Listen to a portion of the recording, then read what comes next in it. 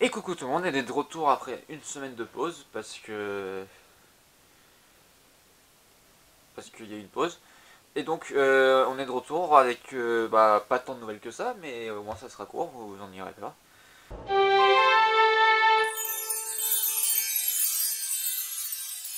Donc je commence avec le cinéma, avec Les Indestructibles 2, qui a dépassé les 850 millions. Voilà, je vous passe les détails des chiffres.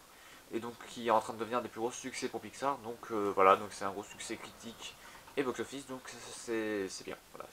Mais autre nouveauté chez les super-héros, c'est Ant-Man et la Guêpe, qui pour nous en France sort cette semaine le mercredi, mais qui pour le reste du monde, surtout les États-Unis, est sorti il y a déjà 2 semaines et qui est en train de être un plutôt bon succès. Donc ça peut être le plus gros succès pour Marvel, fallait s'y attendre, surtout après Infinity War, mais en tout cas c'est déjà plutôt bien parti. Savoir comment ça continue, surtout maintenant qu'il sort un peu plus dans plus de pays avec le nôtre par exemple. Donc c'est à voir dans les semaines à venir. En parlant d'Ant-Man et la Guêpe, samedi dernier, donc là on passe sur le parc, il y a eu l'avant-première au Walt Disney Studios, donc samedi 14 juillet, avec, donc pour ceux qui étaient sur leur place, vous les avez vus, il y avait la présence des acteurs.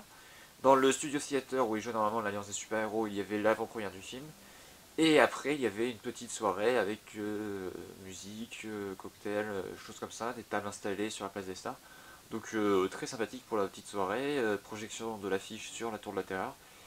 Très sympathique et une bonne initiative de la part de Disneyland, comme ils avaient déjà fait l'année dernière pour Pirates des Caraïbes. Et donc le même jour, il y avait aussi donc le 14 juillet, avec Disneyland Paris qui avait organisé comme chaque année le feu d'artifice du 14 juillet, qui cette année était après Disney Illuminations.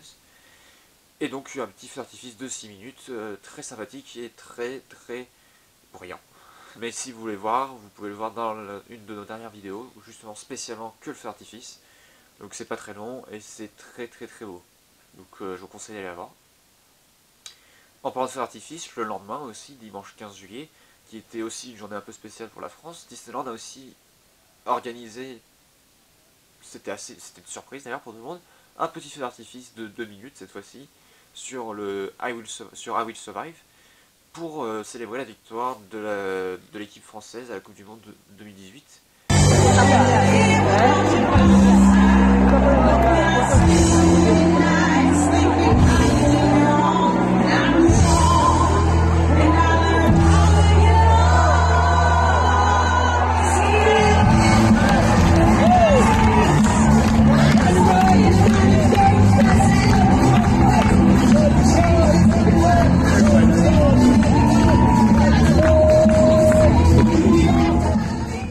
Avec aussi, lorsque les Français ont gagné, des annonces dans les files d'attente. Donc voilà, une initiative surprenante de la part du parc, mais très agréable. Toujours au parc, cet été va être mis en place un nouveau service concernant les fast-pass. Donc les fast-pass normaux seront toujours là, mais en plus, pour les attractions concernées, qui pour l'instant sont Big Thunder Mountain et Ratatouille, en allant à la boutique située juste à côté de l'attraction, vous pourriez payer 15 € pour avoir un fast-pass en plus qui vous permettra d'éviter le file d'attente, de passer par-dessus la queue, et en même temps d'avoir un petit souvenir après l'attraction, donc pour le prix de 15 €. C'est à voir comment ça va se passer. Pour l'instant, personne ne voit trop le principe, ce que ça va apporter, mais c'est à voir ce que ça apportera, le petit souvenir, ce que ça sera, et surtout si ça sera vraiment utile ou si ça sera 15 € pour rien, vu qu'il y a toujours les fast-pass normaux. Donc c'est à voir cet été, donc je crois que ça commence le 27 juillet, et ce jusqu'au 30 septembre normalement.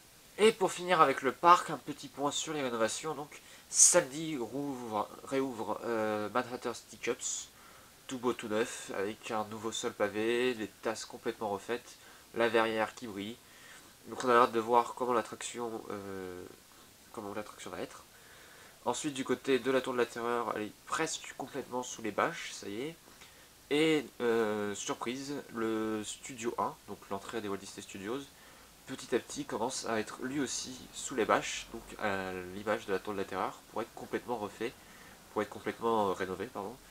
Donc ça lui fera un petit coup de jeunesse qui lui fera beaucoup de bien. Donc on a hâte de voir tout ça fini. Et donc c'est fini pour aujourd'hui pour l'émission.